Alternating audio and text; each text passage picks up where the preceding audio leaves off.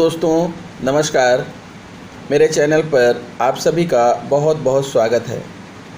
दोस्तों, बताना चाहूँगा कि आंगनबाड़ी केंद्रों पर पूर्व प्राथमिक कक्षाएं शुरू करने का शासन ने आदेश जारी कर दिया है और प्रशिक्षण आंगनबाड़ी कार्यकर्त्रियों एसआरजी, डीएलटी, बीएलटी आदि सभी के प्रशिक्षण की एक विस्तृत कार्य योजना बना दी गई है।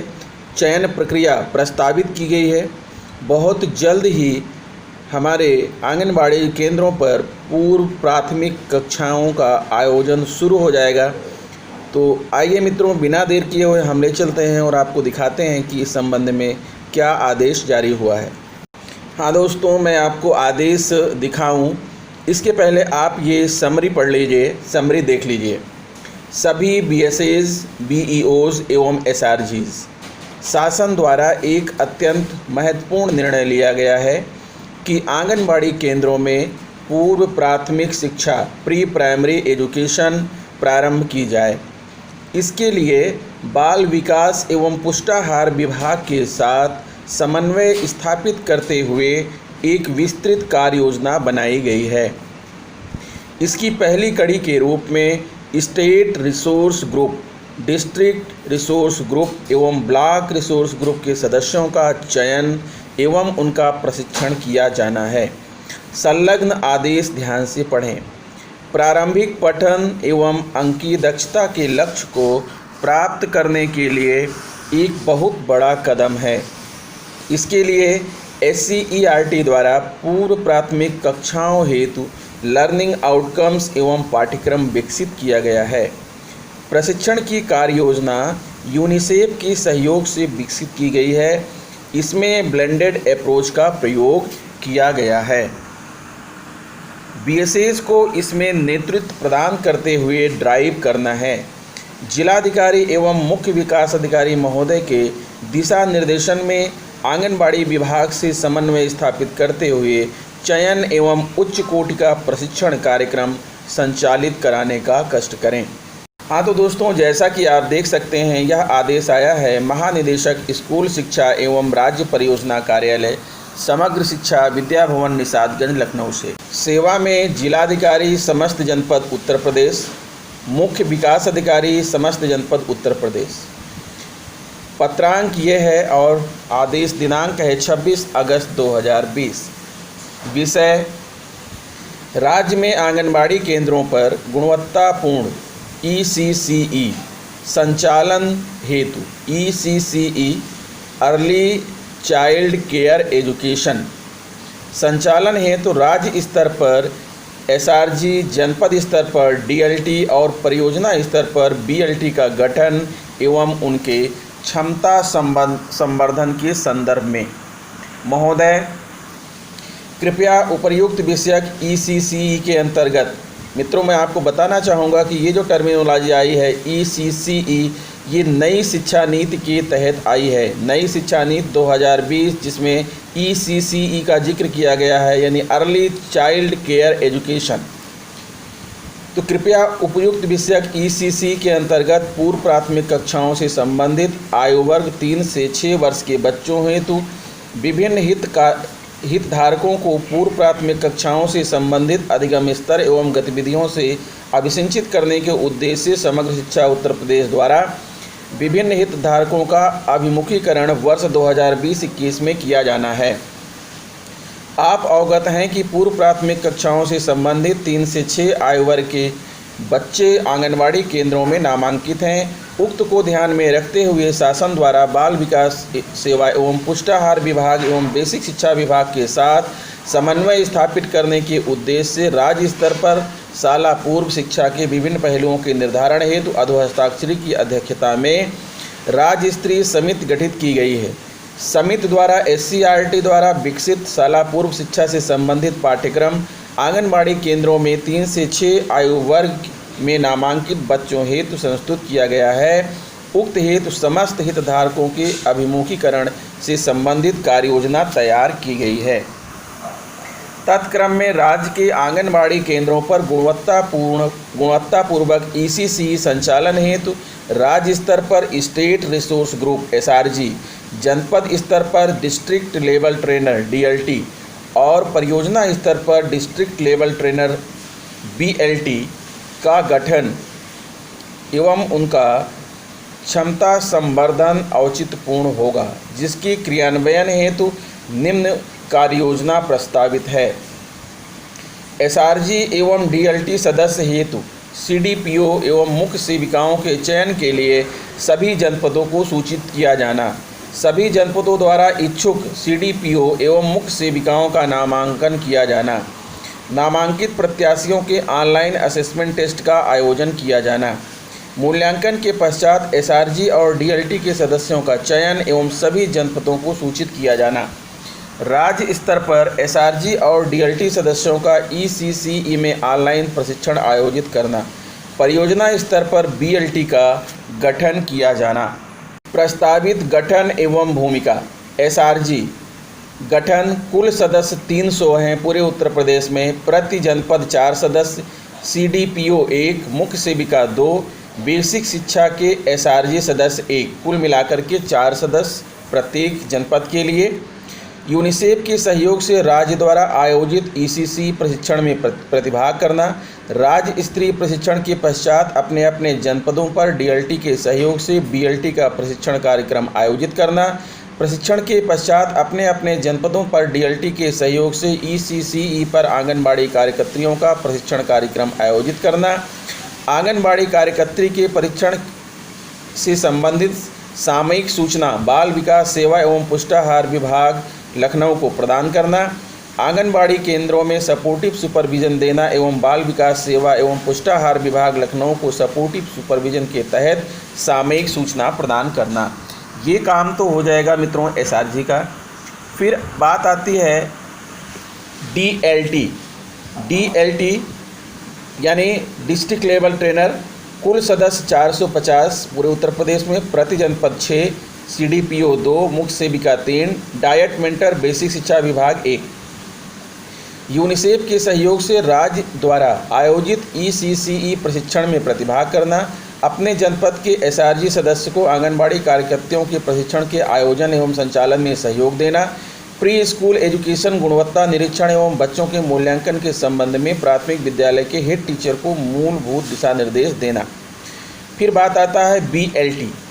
बीएलटी यानी कुल सदस्य 3588 सदस्य। प्रति ब्लॉक 4 सदस्य, मुख्य सेविका 2, आंगनबाड़ी कार्यकर्त्री 1 और एआरपी बेसिक शिक्षा विभाग 1।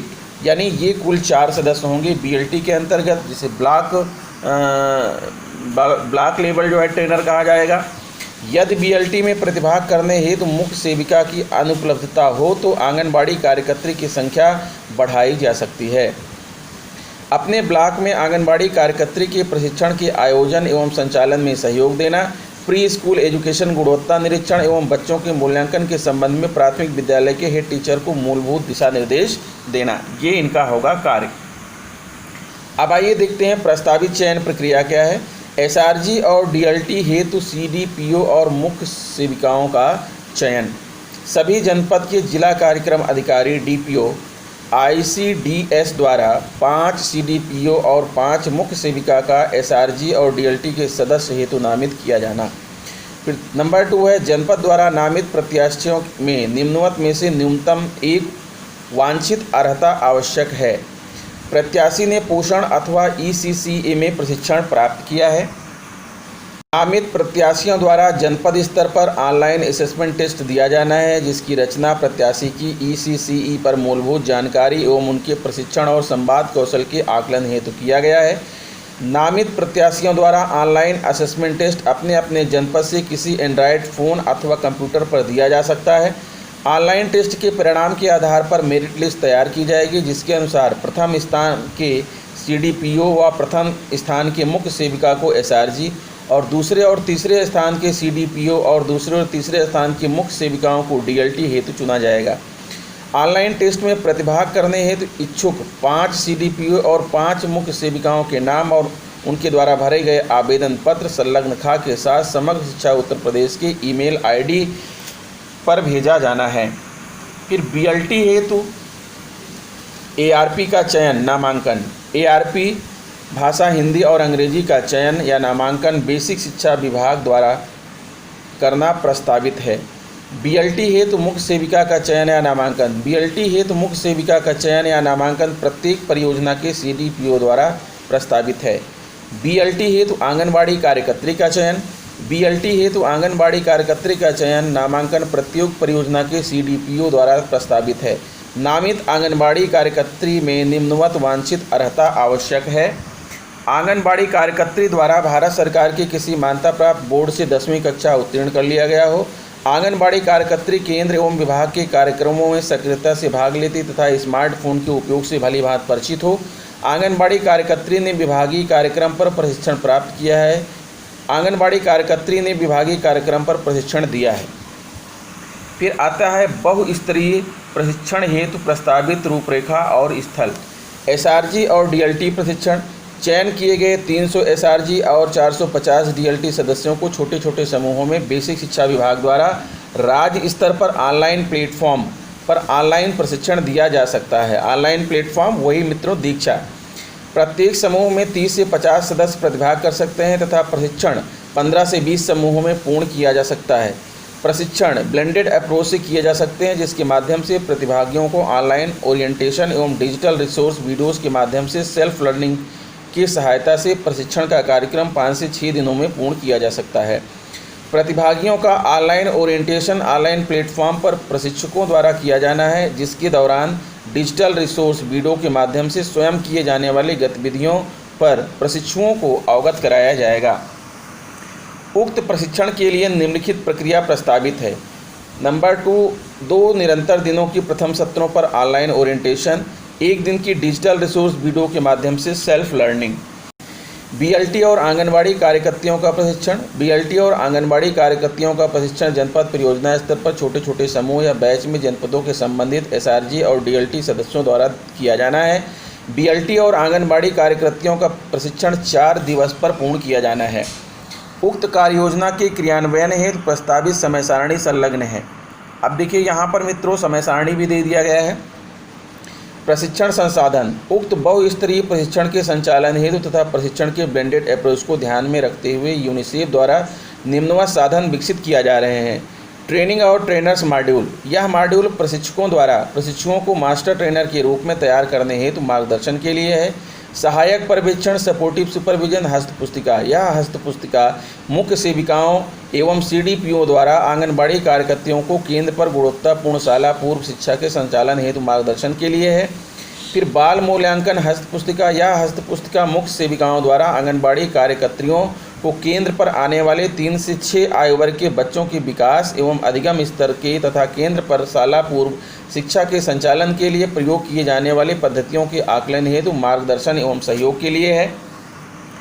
फिर आंगनबाड़ी कार्यकर्त्री प्रशिक्षण मॉड्यूल। यह मॉड्यूल मास्टर ट्रेनर द्वारा जनपद अथवा परियोजना स्तर पर आंगनबाड़ी कार्यकर्तियों के प्रशिक्षण हेतु मार्गदर्शन के लिए है।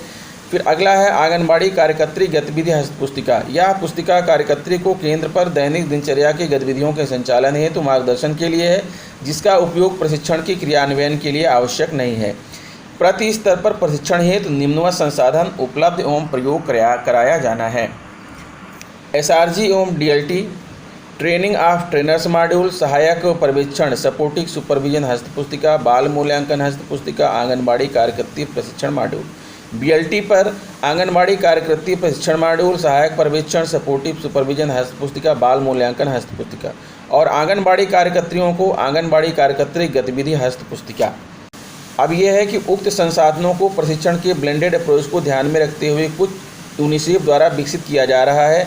अतः उपर्युक्त अभिमुखीकरण कार्यक्रम हेतु निम्नलिखित बिंदुओं पर पत्र के समय सारणी संलग्न गा के अनुसार कार्यक्रम क्रियान्वयन किया जाना अपेक्षित है। एसआरजी एवं डीएलटी सदस्य हेतु सीडीपीओ एवं मुख्य सेविकाओं के चयन हेतु नामांकन उपलब्ध कराया जाए। नामांकित प्रत्याशियों के ऑनलाइन असेसमेंट टेस्ट में प्रतिभागिता सुनिश्चित करना। चयनित एसआरजी एवं डीएलटी सदस्यों का ऑनलाइन अभिमुखीकरण में 100% प्रतिभागिता सुनिश्चित करना। जनपद स्तर पर एसआरजी एवं डीएलटी सदस्यों द्वारा परियोजना स्तर के बीएलटी समूह एवं आंगनबाड़ी कार्यकर्तियों का अभिमुखीकरण सुनिश्चित करना। अतः अनुरोध है कि उक्त बिंदुओं के क्रियान्वयन हेतु संबंधित जनपद स्तरीय अधिकारियों को निर्देशित करने का कष्ट करें। भवदीय श्री विजय किरण आनंद जी, महानिदेशक स्कूल शिक्षा उत्तर प्रदेश। तो मित्रों, ये रहा जो है आदेश। अगर आपको आदेश का पीडीएफ चाहिए तो मैं इस वीडियो के डिस्क्रिप्शन में इस पीडीएफ की लिंक दे रहा हूं, आप वहां पर जाकर के इसको डाउनलोड कर सकते हैं और इसे पढ़ सकते हैं। तो आशा करता हूं वीडियो आपको पसंद आया होगा। अगर वीडियो पसंद है तो खबरों से अपडेट रहने के लिए मेरा चैनल सब्सक्राइब कर लीजिए, बेल आइकन को प्रेस कर दीजिए तथा दूसरे मित्रों को शेयर कीजिए। मिलते हैं आपसे नेक्स्ट वीडियो में। नमस्कार।